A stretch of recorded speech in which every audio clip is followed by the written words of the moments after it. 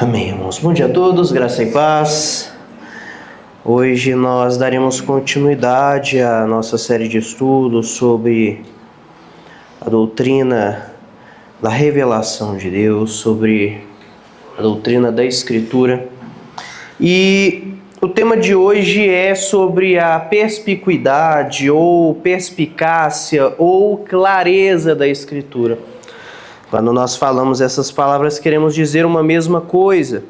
E essa doutrina, irmãos, ela é muito importante porque nós estudamos no domingo passado sobre o fato de que a Escritura ela é suficiente para levar o homem à salvação e à vida de fé. Percebemos que a Escritura contém tudo aquilo que é necessário para a salvação, para glorificar a Deus, para a vida de fé do homem.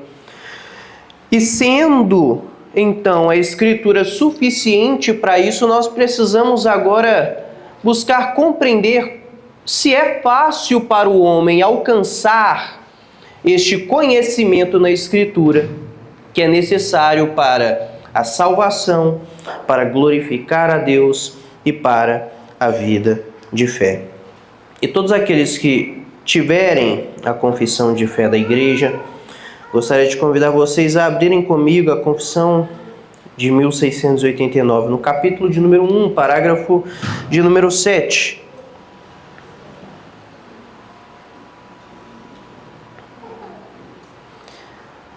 Aqueles que não tiverem, acredito que tem no grupo de membros da igreja e acho que já jogaram lá na comunidade da igreja essa confissão alguma vez.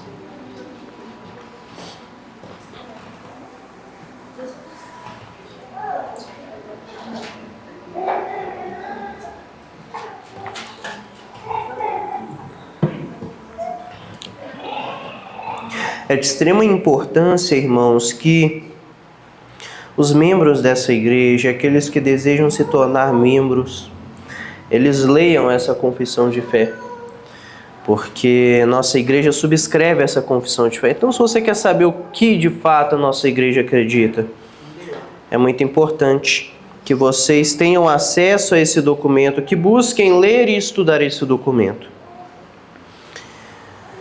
E diz o seguinte: na Escritura não são todas as coisas igualmente claras, nem igualmente evidentes para todos. Mesmo assim, as coisas que precisam ser conhecidas, cridas e obedecidas para a salvação estão claramente propostas e explicadas em uma passagem ou outra. E pelo devido uso dos meios comuns, não apenas os eruditos, mas também os indoutos podem obter uma compreensão suficiente de tais coisas. Então, irmãos, esse parágrafo da nossa confissão vai descrever o que é a doutrina da perspicuidade das Escrituras e o que não é a doutrina da perspicuidade das Escrituras. O que a Reforma Protestante deseja dizer quando ela diz que a Bíblia é clara e o que a Reforma Protestante não deseja dizer quando ela diz que a Bíblia é clara. É muito importante que nós compreendamos o que é a perspicuidade e o que não é a perspicuidade. Então, para entendermos essa doutrina, primeiramente, eu gostaria de entrar no que não é, porque a nossa confissão, primeiramente, entra aqui no que não é essa doutrina. Observem, na Escritura não são todas as coisas igualmente claras, nem igualmente evidentes para todos. Então, o que não é a doutrina da perspicuidade, da clareza das Escrituras? Primeiro, a doutrina da perspicuidade não diz que a Bíblia é clara para todas as pessoas. A Bíblia não diz, essa doutrina não diz que a Bíblia é clara para todas as pessoas. Mas como assim? A doutrina ela deveria ser clara tanto para os eruditos como para os indoutos, para os crentes comuns. Mas a grande questão, irmãos, é que quando nós dizemos que a Bíblia não é clara para todas as pessoas, queremos dizer que a Bíblia não é clara para aqueles que não foram iluminados pelo Espírito Santo. Então, o primeiro ponto é entender que a clareza das Escrituras, ela depende do trabalho do Espírito Santo na pessoa que se achega à Escritura para compreendê-la. Dessa forma, a Escritura não é clara para os ímpios. A Escritura não é clara para aqueles que estão distantes de Cristo.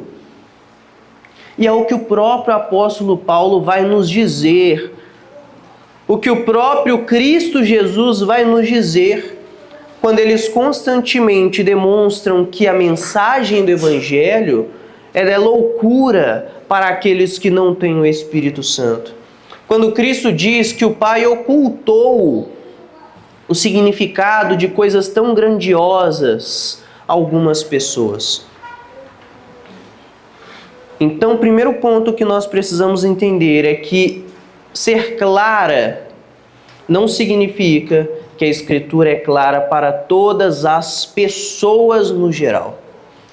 O que nós queremos dizer? Que a Escritura é clara para todos os cristãos, para todos aqueles que têm o Espírito Santo, para todos aqueles que foram de fato regenerados, todos aqueles que têm o Espírito Santo, ao se achegarem à Escritura, eles, com o auxílio do próprio Espírito Santo, conseguem compreender a mensagem da Escritura, que claramente, que é clara como uma luz para todo aquele que crê.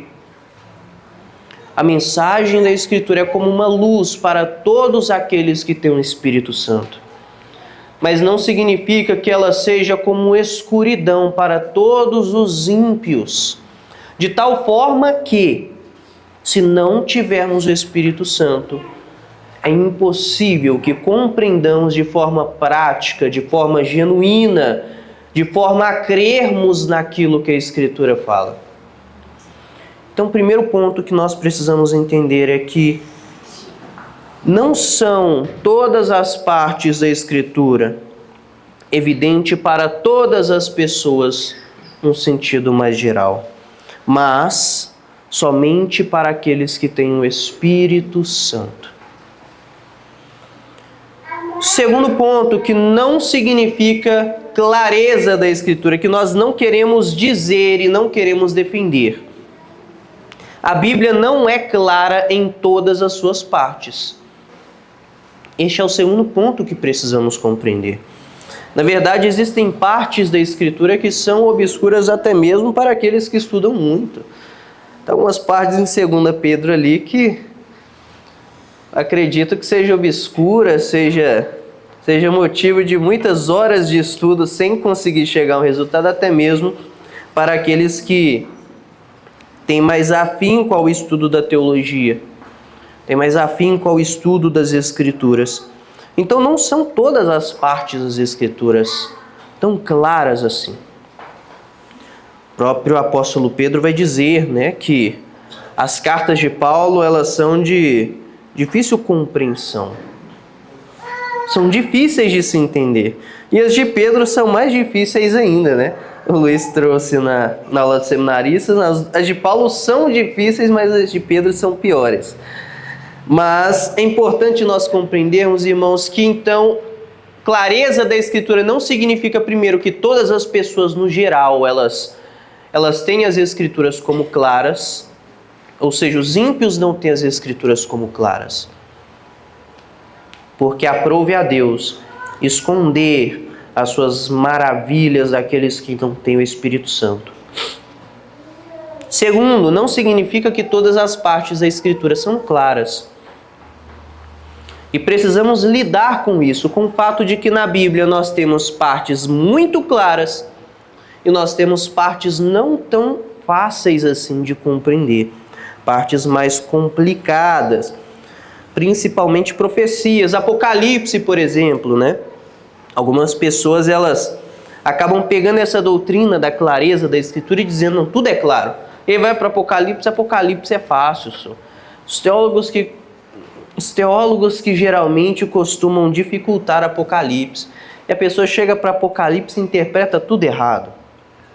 Por quê? Porque de fato não é tão claro assim, principalmente aquelas partes onde Deus quis usar de muitas figuras que não são literais, como profecias e o próprio Apocalipse, não são literais. E aí a gente tenta se achegar a essas partes e não compreende muitas coisas. Por quê? Porque são partes não tão claras assim.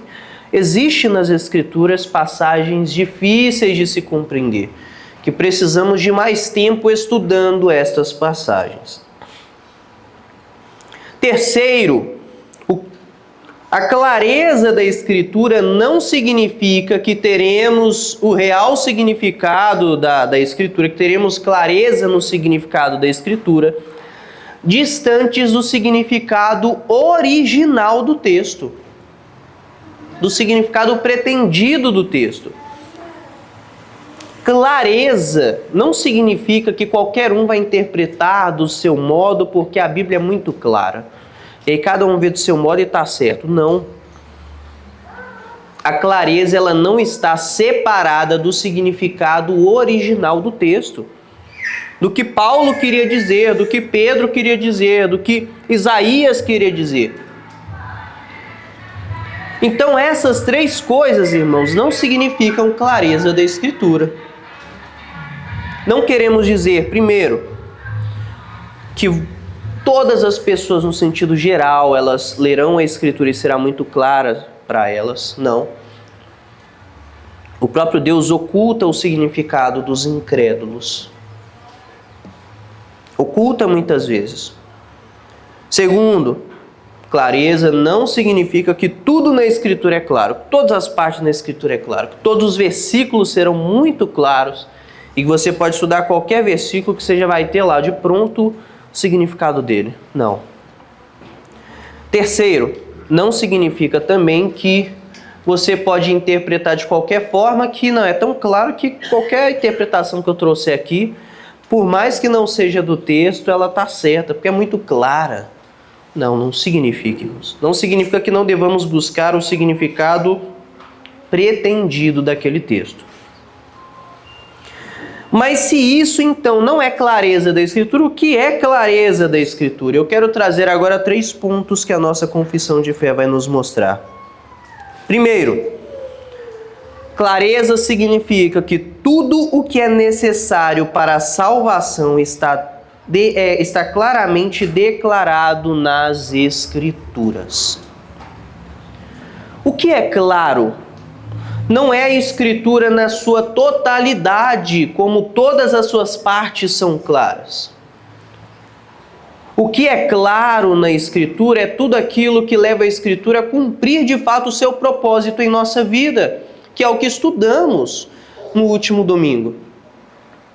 Percebemos que a Escritura, ela tem um propósito de nos levar a glorificar a Deus, a salvação, a vida de fé.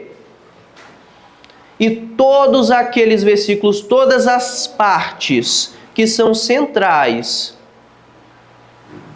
e o seu próprio objetivo, ele pode ser alcançado por pessoas com muito conhecimento e por pessoas com pouquíssimo conhecimento. É isso que nós queremos dizer. O que nós queremos dizer, na verdade, é que você não precisa de um pastor, você não precisa da igreja, você não precisa de um teólogo para que você consiga ler a Escritura e compreender aquilo que é necessário e essencial para a sua vida de fé. É isso que a Reforma Protestante queria dizer. Ela não queria dizer que você teria um conhecimento absurdo sobre todas as coisas aqui. Acredito que foi o próprio Luiz, foi você, né, que trouxe que a Bíblia não contém todas as verdades no sentido geral. Não contém todas as verdades no sentido geral. Mas o que ela contém? Aquilo que é necessário para a salvação e vida de fé. Para glorificar a Deus. Para sabermos mais sobre Deus e sobre o homem e a relação do homem para com Deus.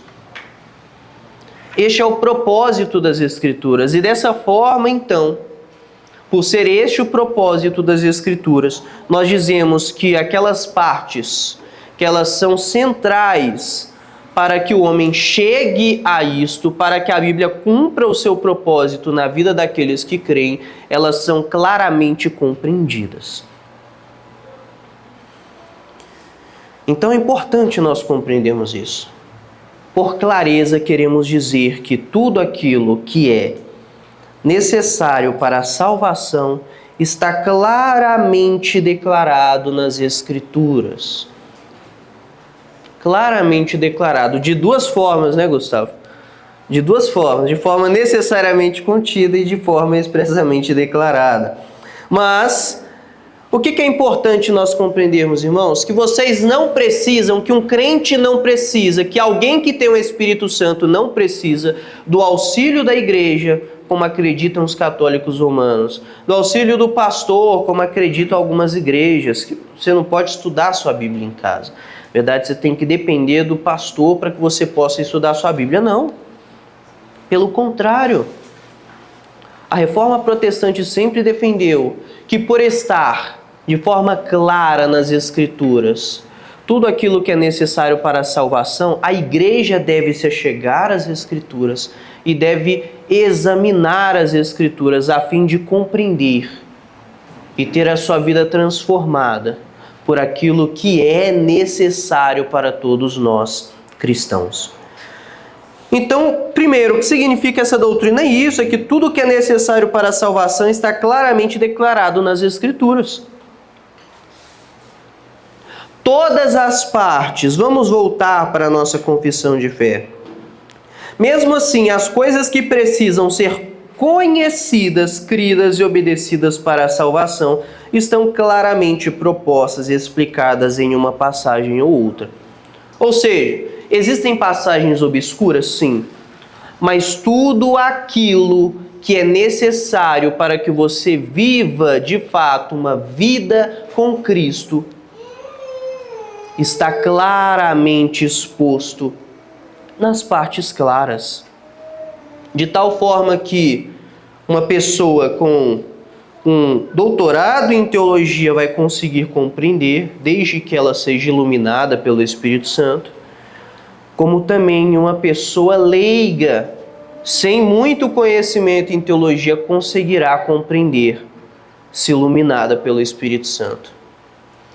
E é muito interessante como às vezes esse conhecimento ele é, de certa forma, por Deus, ocultado daqueles que têm doutorado, e ele é claramente revelado às pessoas mais simples, que é o que ocorreu nos dias de Cristo. Os fariseus não compreendiam a mensagem de Cristo, mas pessoas simples, sem muito conhecimento da lei, compreendiam a mensagem de Cristo e iam sendo salvas.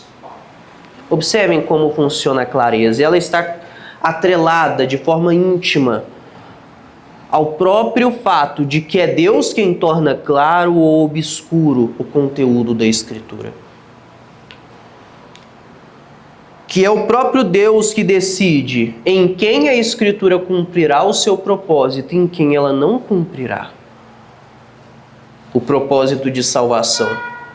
Em quem ela cumprirá, na verdade, um outro propósito, que é o de deixar aquela pessoa caminhando na escuridão para que, pelos seus próprios pecados, ela seja condenada eternamente. Segundo ponto sobre o significado verdadeiro dessa doutrina, que a obscuridade de algumas passagens não torna a Bíblia obscura em seu propósito, pelo contrário, ela cumpre o seu propósito. Então, a segunda parte, irmãos, é que, embora existam passagens obscuras na Escritura, isso não significa que a Escritura em si ela seja obscura ou que o propósito da Escritura ele seja obscuro, ele seja de difícil acesso. Não. A nossa confissão demonstra claramente que, embora existam passagens difíceis, o propósito da Escritura na vida de todos aqueles que creem, ele pode ser claramente visto pode ser visto de forma fácil. Pode ser visto ali por pessoas com muito conhecimento e com pouco conhecimento. Ou seja, embora o conteúdo muitas vezes ele seja obscuro em algumas partes, o propósito ele nunca será obscuro. E nós estamos falando de passagens fáceis e passagens difíceis, não por si só, mas na medida em que elas cumprem um propósito. Na medida em que a Escritura cumpre um propósito na vida de todo aquele que crê. E é isso que nós devemos ter em mente. Quando analisamos sobre a clareza da Escritura, nós não estamos analisando os textos isolados do propósito da Escritura. Mas, embora olhemos para os textos, nós olhamos sempre e primariamente para o objetivo da Bíblia no coração e na mente daqueles que têm o Espírito Santo. E é este o ponto. Naquilo que diz respeito ao quê?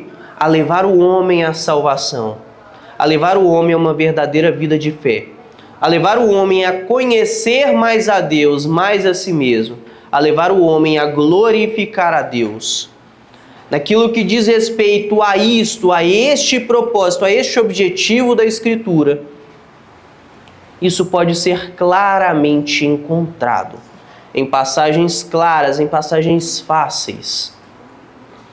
Devemos ter sempre em mente que quando falamos da clareza da Escritura, nós devemos ter não os textos isolados, como se fossem somente textos, mas devemos ter o propósito da Escritura em nossas mentes. Acima do conteúdo da Escritura, o propósito da Escritura é o que vai nos dizer. Esse propósito, ele pode ser facilmente alcançado pelos cristãos ou ele não pode ser facilmente alcançado pelos cristãos? Um cristão leigo, ele consegue alcançar isso quando ele se achega à Escritura ou ele não consegue? É basicamente isso que nós dizemos com clareza da Escritura. E a grande verdade é que um cristão leigo, qualquer pessoa, qualquer cristão, ele de fato tem acesso àquele conteúdo que é capaz de transformar a sua vida e levá-lo a glorificar a Deus. Isso não está oculto de ninguém. E é por isso que os cristãos devem tomar cuidado, porque não é como se eles pudessem chegar para Deus e falassem: Deus, mas eu não vivi uma vida para a glória do teu santo nome porque eu não consegui achar isso na Escritura. Falaram: mentiroso, mentiroso. Porque o meu Espírito Santo claramente revelou a você tudo aquilo que era necessário. Eu não consegui aquilo que era necessário para viver uma vida de piedade. Eu não consegui achar na Escritura. Mentira. Mentira. Tudo isso está exposto claramente na Bíblia. Terceira questão, quanto à clareza da Escritura. Essa clareza se dá unida ao significado real do texto. Quando falamos que a Bíblia é clara ao cumprir seu propósito, não significa, como algumas pessoas acreditam, que vai ser fácil, é só você fechar o seu olho, aí você vai lá, começa a orar e um significado totalmente novo, porque como dizem alguns, a palavra de Deus se renova a cada manhã. Aí você vai receber ali um significado renovado da palavra de Deus e sua vida será transformada. E você não precisou ler o texto, você não precisou estudar o texto, você só ignorou o texto. Não é isso que nós queremos dizer, irmãos. Não é isso que essa doutrina significa. Ela não significa que você não deva estudar o texto. Não é porque a Escritura é clara ao cumprir seu propósito que você pode ler ali e... não vou estudar, não vou tentar entender o que significa. Não vou usar o básico de interpretação de texto para isso, não. Eu vou ler, eu vou orar e vai vir um significado na minha mente. Não é isso, irmãos. É interessante como isso ocorre muitas vezes com alguns alunos desatentos em escolas. a questão ela é muito clara, tá ali, ó, na cara da pessoa. Basta ela ler, interpretar o texto, que ela vai entender o que está falando ali na questão. E aí o aluno ele vai lá e faz o quê? Ele lê e não quer interpretar o texto. Ele só lê e não pensa, ele não liga ali a lógica na sua cabeça. E ele simplesmente, professor, mas eu não estou entendendo essa questão da prova. O que o professor fala? Não, lê de novo. Se você ler de novo, você vai entender. Ah, mas eu não estou entendendo. Tem que ler e interpretar o texto. Você tem que ler corretamente o texto. Você tem que fazer o trabalho básico de interpretação do texto. Você tem que estudar o texto. Irmãos, é importante nós compreendermos que, como diz a nossa confissão, a compreensão suficiente, ela não está separada do uso dos meios comuns. Você não pode ignorar o estudo da Escritura acreditando que, como tudo é muito claro, não é mais necessário que eu estude a Escritura. Não é mais necessário que eu ache ali o sentido do texto, quando o sentido do texto é fácil de se compreender. Muitas pessoas acreditam que é dessa forma, como se fosse ali um mantra, né? Ele lê a passagem, não estuda a passagem, simplesmente ignora a passagem. Não, amanhã eu vou ter um significado, vou orar para Deus. Em sonho ele vai me revelar o significado. Se você não pegar a Bíblia e estudar ela, você vai ficar esperando esse significado para o resto da sua vida. Você vai acordar no outro dia talvez com um significado absurdo. Que é o que acontece com alguns, né? Para vocês terem um exemplo, teve um pastor, né? Eu coloco bem entre aspas, apareceu até no jornal, que esse cara, ele pegou uma passagem da Bíblia, né, onde dizia ali sobre o profeta pegando ali uma mulher que ela é adúltera, para simbolizar, né, a relação de Deus com Israel. E aí ele vai lá, pega uma mulher adúltera. E aí esse pastor, ele foi ler o texto, pega a mulher e adultera. E aí o cara foi lá, pegou a mulher, que era casada com o irmão da igreja, e começou a ter relações com essa mulher. E aí o próprio jornalista, não, mas aqui tá adúltera, e não é adultera. Aí é engraçado porque o pastor na hora, ele olha... Pois é, né? Pois é, né? Ele percebeu que ele não tinha feito o básico, irmãos. Que era o quê? Era de interpretar, de ler o texto, de ver ali um acento. De ver um acento no texto. O cara, pela falta de atenção, e muitas vezes movido pelo pecado, que já estava cutucando o cara ali, o cara foi lá e interpretou o texto de qualquer forma. O que eu quero trazer com isso? É que a clareza da Escritura não está separada do significado original do texto. E por isso devemos buscar o significado original do texto. Você precisa entender o que de fato Paulo falou, que de fato está escrito ali. Uma coisa não está separada da outra. Não é porque a Bíblia é clara que você agora vai deixar de usar os meios e aí você vai interpretar de qualquer forma e vai fazer coisas absurdas e pronto, não está na Bíblia. Não está na Bíblia. Eu sei que não sabe interpretar, eu sei que não fez o trabalho básico, que não é um trabalho para adultos. O trabalho de interpretar um texto, irmãos, não é um trabalho para pessoas muito bem dotadas de intelecto. É um trabalho para qualquer pessoa que estudou. É perigoso se aquele... Era perigoso se aquele pastor colocasse ali na mão de uma criança, ela ia conseguir entender o texto e falar: você está errado, meu filho. Você está errado, você está interpretando isso aqui errado. Uma criança saberia o que é um acento ali no U. Então, o que eu quero trazer para vocês é que a clareza da Escritura não está separada do significado original do texto. Dessa forma, então, isso significa que nós não devemos ficar ou sermos alheios ao estudo da Escritura, à análise da Escritura, a meditarmos na Escritura. O salmista é um bom exemplo disso, mesmo o salmista que trata a Escritura como uma luz, mostrando a sua clareza para nós, como ela é capaz de iluminar as nossas mentes, como ela é capaz de iluminar a nossa vida. Ele também vai dizer: medito nela de dia e de noite. E de dia e de noite é um tempo muito longo. Ou seja, precisamos de fato de um labor no trabalho de compreensão da Escritura. Existe um labor.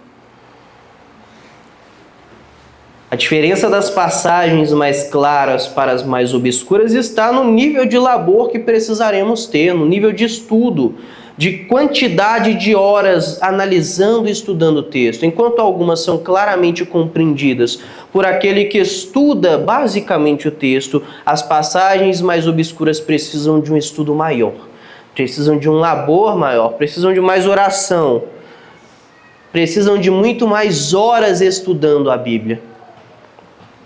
E assim então a clareza se dá unida ao significado real do texto.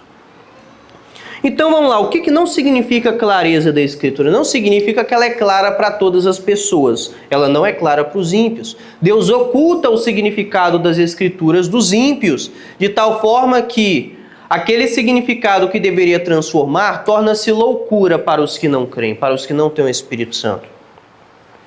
Segundo, a Escritura não é clara em todas as suas partes.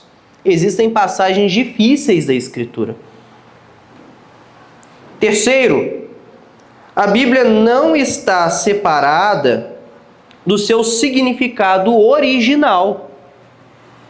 Eu poderia até adicionar um quarto aqui. A Bíblia não está separada do uso dos meios comuns. Nós não podemos compreender para a salvação separados do estudo da Escritura, separados da oração, separados principalmente do Espírito Santo. Distantes do Espírito Santo, distantes de uma vida de oração, distantes do estudo da Escritura, nós não conseguiremos achar esse significado que é capaz de nos transformar.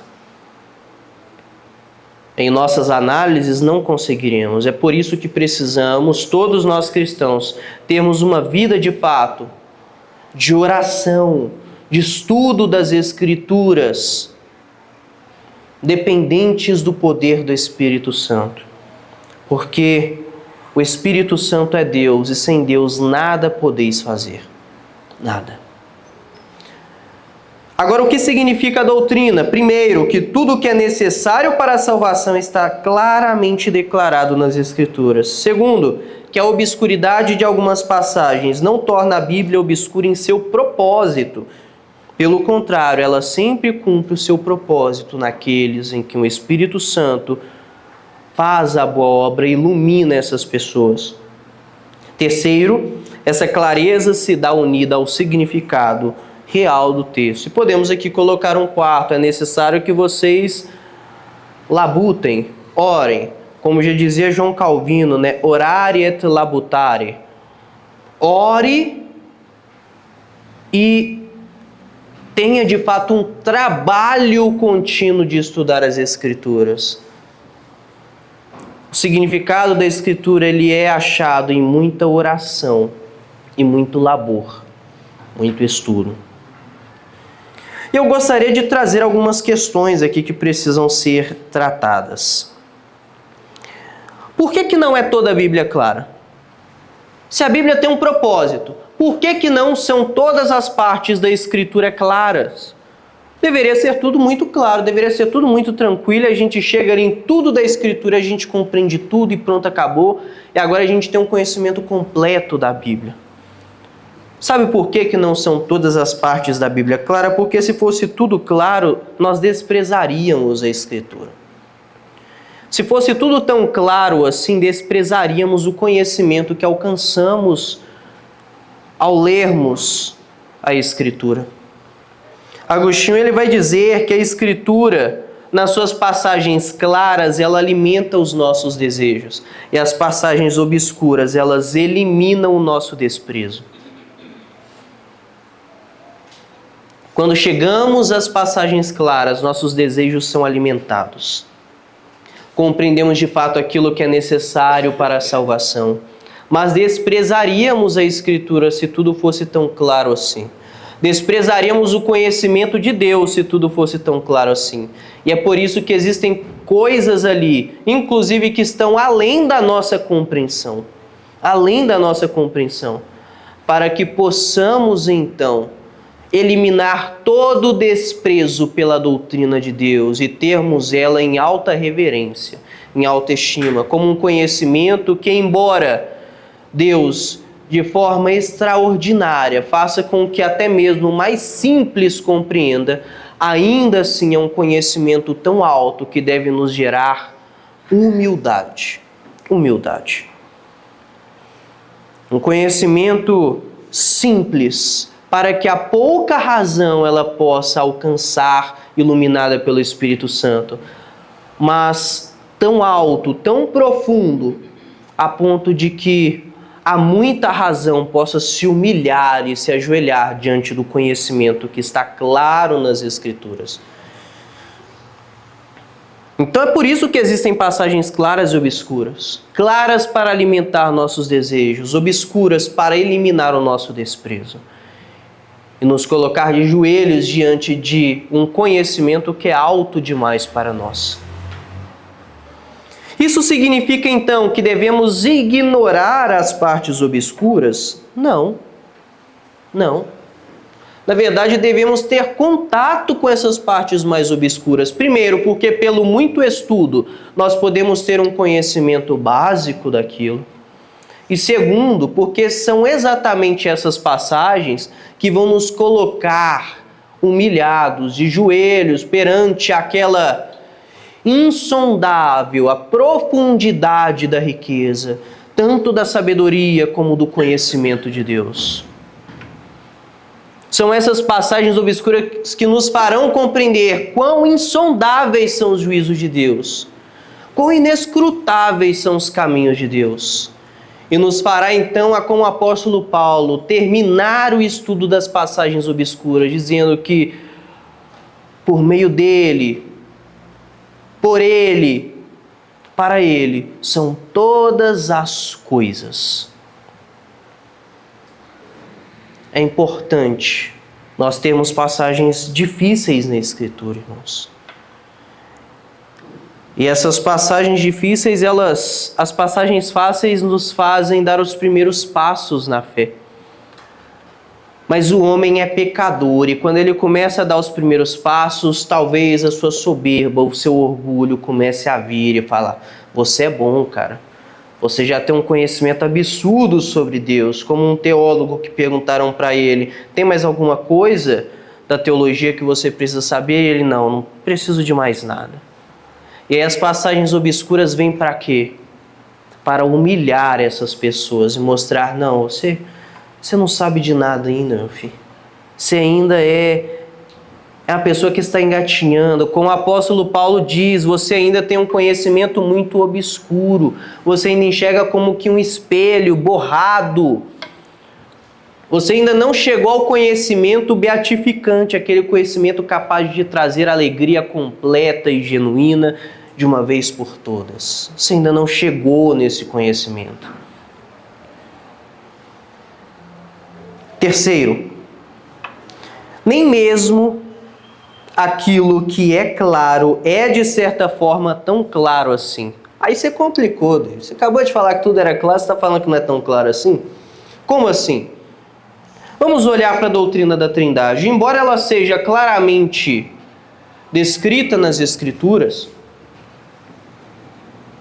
embora ela esteja lá nas Escrituras e qualquer leitor iluminado pelo Espírito Santo, atento às palavras da Escritura, consiga achar a doutrina da Trindade ali, que está necessariamente contida,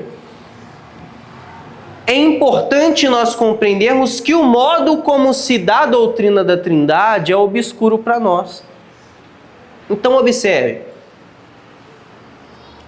a doutrina da Trindade, ela é clara para todo aquele que crê. Mas ainda assim nós não compreendemos a Trindade por completo. como se agora fôssemos mestres na Trindade e nós sabemos exatamente como funciona a doutrina da Trindade. Como é a relação das pessoas da Trindade entre si e fora de si.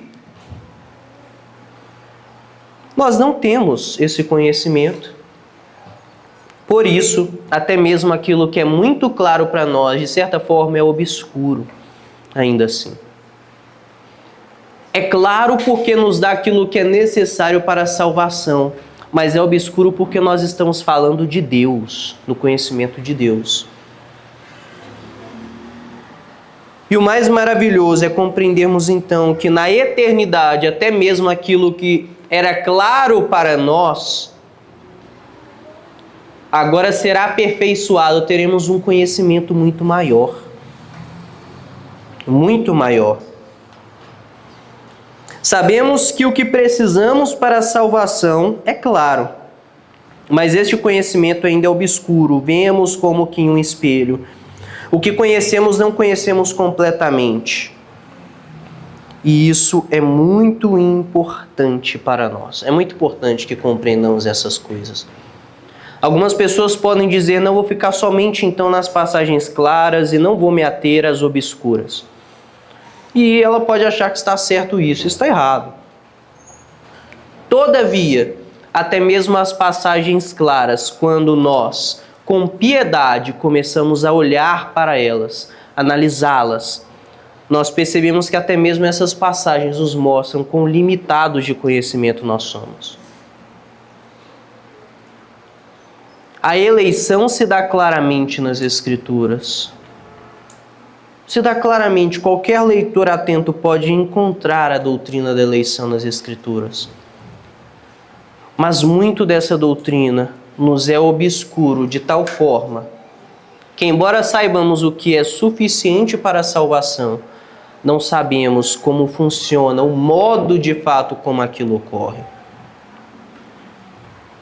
Então é importante, irmãos, nós olharmos até mesmo para as passagens claras, não como agora eu tenho um conhecimento perfeito disso, não. Nós não temos um conhecimento perfeito de nada. Aquele conhecimento perfeito, ele só virá no último dia.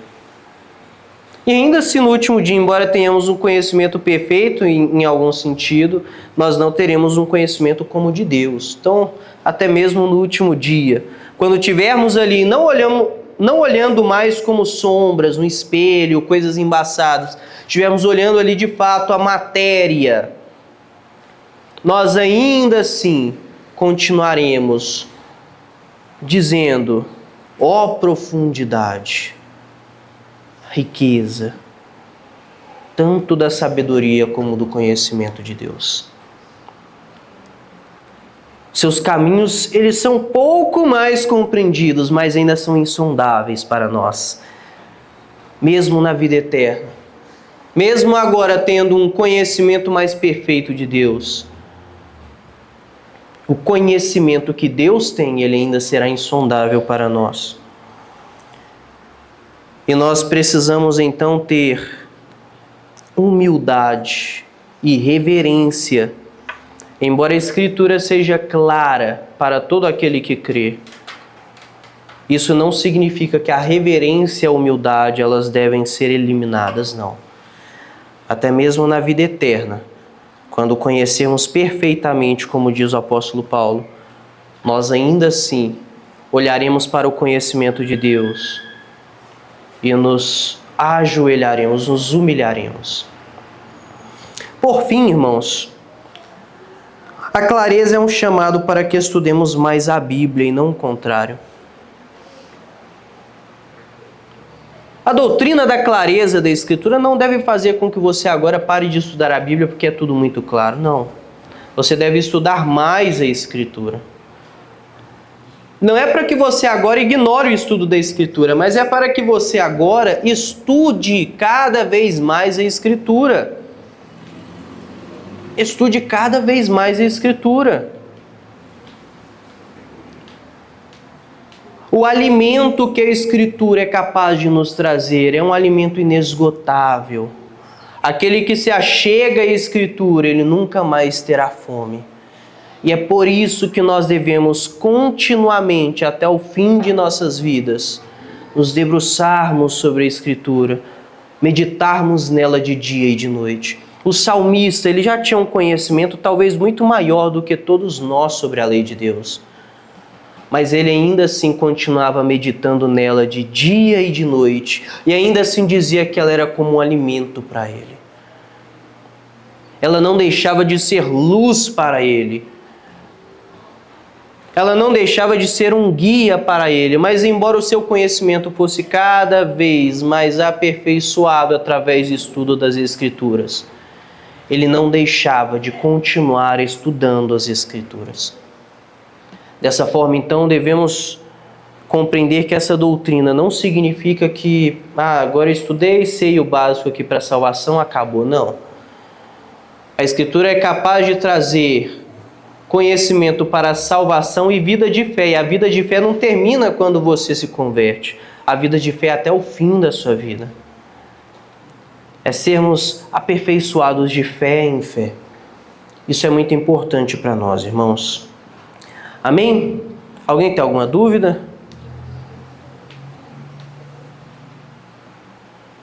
Ninguém? Alguém tem algum?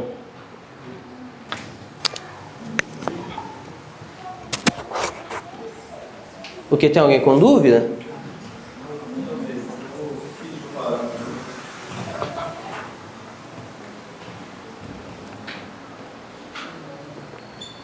Ô, Oliveira, eu queria que você fizesse uma comparação breve para a gente sobre a obscuridade ensinada pela Igreja Romana em contraponto a essa clareza ensinada pelos reformadores, que você pudesse falar para a gente alguns pontos que eles creem nesse sentido e por que eles estão errados em ensinar a obscuridade das Escrituras. Certo. Sobre a obscuridade da Igreja Romana, a Igreja Romana ela acreditava que o significado da Escritura, primeiro, não podia ser alcançado por qualquer um, mas só podia ser alcançado pela Igreja. Então isso significa que, basicamente, um crente comum dependia da Igreja, dependia do Papa, dependia ali do magistério, para que ele pudesse ter aquilo que é básico para a salvação. E dessa forma, então, a Igreja Romana, por acreditar que pelas passagens obscuras da Bíblia, logo temos a Bíblia como obscura, ou pelo fato de que nem todos compreendem, os ímpios não compreendem, então aqueles que são novos na fé não vão compreender também, a Igreja Romana privou muitas pessoas do livre exame das Escrituras. Irmãos, não é isso que a Bíblia nos mostra. A Bíblia não nos mostra que os apóstolos foram em Bereia e eles pegaram a Escritura e explicaram o que era a Escritura para os crentes bereanos e eles simplesmente falaram: agora eu sei o que é a Escritura. Mas diz que embora os apóstolos pregassem com poder, os crentes de Bereia fizeram o quê? Analisaram por si mesmos as Escrituras para ver se o que os apóstolos falavam era verdade ou não. E é este o padrão que nós devemos seguir. O sacerdócio universal de todos os crentes, que é defendido pela Reforma Protestante, também nos mostra que todos nós, iluminados pelo Espírito Santo, podemos ter acesso àquilo que é necessário para a salvação. Então a Igreja Católica Romana, ela falhou nisso. O principal ponto da Igreja Católica Romana é que, porque algumas partes são obscuras, logo tudo é obscuro e uma pessoa simples não pode entender. É necessário que você tenha ali um professor. E este professor é a Igreja. Já a Reforma Protestante, ela vai contrária a esse caminho do catolicismo romano, porque ela diz que não, todos os crentes podem se achegar à Escritura e podem analisar a Escritura. E eles conseguirão, pelo estudo da Escritura, ter aquilo que é necessário para a salvação. E eles conseguirão também, pelo estudo diligente das Escrituras, ver se um ensino é correto ou falso. Então é muito importante, irmãos, que nós compreendamos, e a Reforma Protestante traz a perspicuidade da Escritura como uma resposta ao catolicismo romano, de tal forma que basta nós olharmos para a própria história da Igreja Católica Romana e perceberemos que nem sempre foi assim. Não é como se Agostinho, por exemplo, ele precisasse ali do magistério da igreja para que ele tivesse um conhecimento salvífico. Pelo contrário, ao ler o próprio Agostinho as Escrituras, ele consegue compreender o quão errada a sua vida era, e ele foi iluminado pelo Espírito Santo. E ele teve ali o seu coração agora queimado pelo Espírito Santo. Então, observem, irmãos. Observem como nós temos a Igreja Católica Romana dizendo algumas coisas são obscuras, logo o leigo não entende. E a Reforma Protestante, não, sim, algumas coisas são obscuras, mas aquilo que o leigo precisa entender para ser salvo está claro ali. Deu para? Amém, irmãos? Alguém tem alguma dúvida?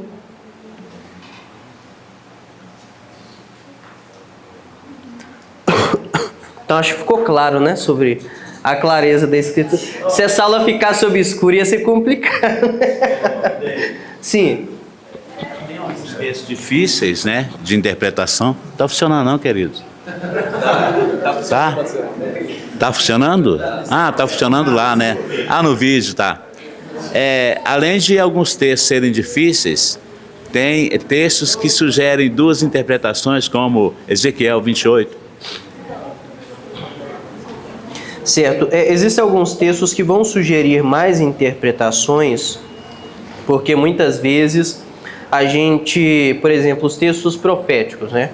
Existe ali muitas vezes um significado histórico. Por exemplo, uma profecia ela vai se cumprir na história, mas, obviamente, trazendo o Novo Testamento luz para aquilo, a gente vai perceber que o significado completo daquilo de fato está em Cristo. Então os reformadores eles olhavam para o Antigo Testamento muitas vezes, que é onde a gente vai encontrar essas profecias, que elas vão se cumprir historicamente, elas vão se cumprir em Cristo, e eles dizem que devemos ter o Novo Testamento como uma baliza, para que então, à luz do Novo Testamento, possamos compreender o significado do Antigo Testamento. O Antigo Testamento ele é muito mais obscuro para nós muitas vezes do que o Novo Testamento. Mas, à luz do Evangelho, à luz de Cristo, nós podemos ainda assim, olhando essas passagens obscuras, alcançar o significado pretendido do texto. O significado pretendido das profecias do Antigo Testamento era apontar para Cristo. Apontar para Cristo. Cristo é o cumprimento das profecias do Antigo Testamento. Então, à luz do Novo Testamento, nós podemos, inclusive, ter mais luz e mais compreensão desses textos que parecem ter um duplo significado, um duplo cumprimento, por exemplo, até um triplo cumprimento. Nós, geralmente, olhamos para Cristo e entendemos que é este cumprimento o que nós precisamos compreender para a salvação, para a vida de fé, para que possamos glorificar Deus. Então, existem sim algumas profecias que elas têm mais de um cumprimento.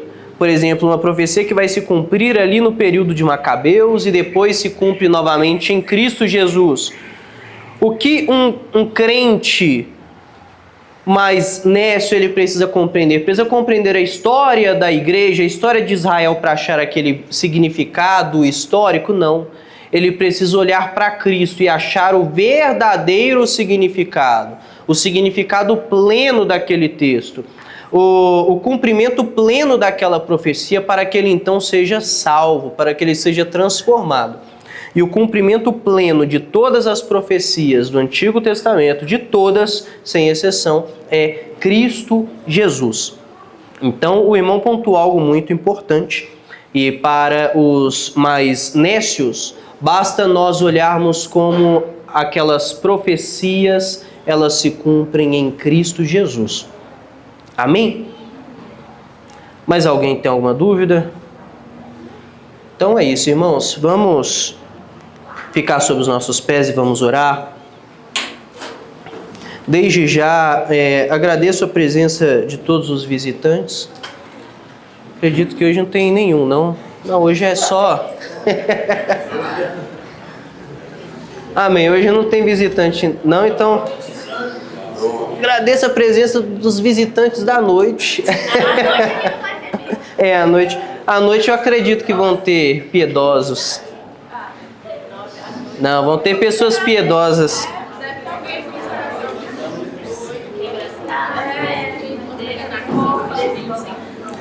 A noite é o momento onde a gente vai saber onde de fato está o nosso coração. Espero que esteja em Cristo o coração de todos nós aqui presentes. Então, irmãos, nós teremos um momento de intervalo e logo após nós retornaremos com o culto da ceia. Vamos orar. Pai, nós te agradecemos, Deus, porque ainda que com as nossas mentes obscurecidas pelo pecado, ainda que sejamos pecadores, Pai, e esse pecado ele traga agora um abismo entre nós e Ti, nós sabemos que o Senhor, por meio de Cristo Jesus, eliminou este abismo e nos trouxe novamente para si. E sabemos, Pai, que o Senhor ainda enviou um Consolador que agora nos ilumina para a compreensão de tudo aquilo que é necessário para que, sem este abismo, possamos viver próximos de Ti, para a glória do Teu santo nome. Possamos, de fato, irmos para além do abismo do pecado e nos encontrarmos perto de Ti, Pai. Somos gratos ao Senhor, Deus. Te agradecemos porque ainda que existam muitas coisas que para nós são incompreensíveis, o Senhor tornou claro tudo aquilo que é necessário para a nossa vida de fé. E pedimos que o Senhor nos auxilie no árduo trabalho de orar e de labutar, de orar e de estudar diligentemente o texto, Pai. Que o estudo do texto não seja para nós motivo para negligência, mas que traga sempre humildade, temor, tremor, porque estamos diante de um conhecimento que é alto demais para nós. Somos gratos ao Senhor. Em nome de Jesus. Amém.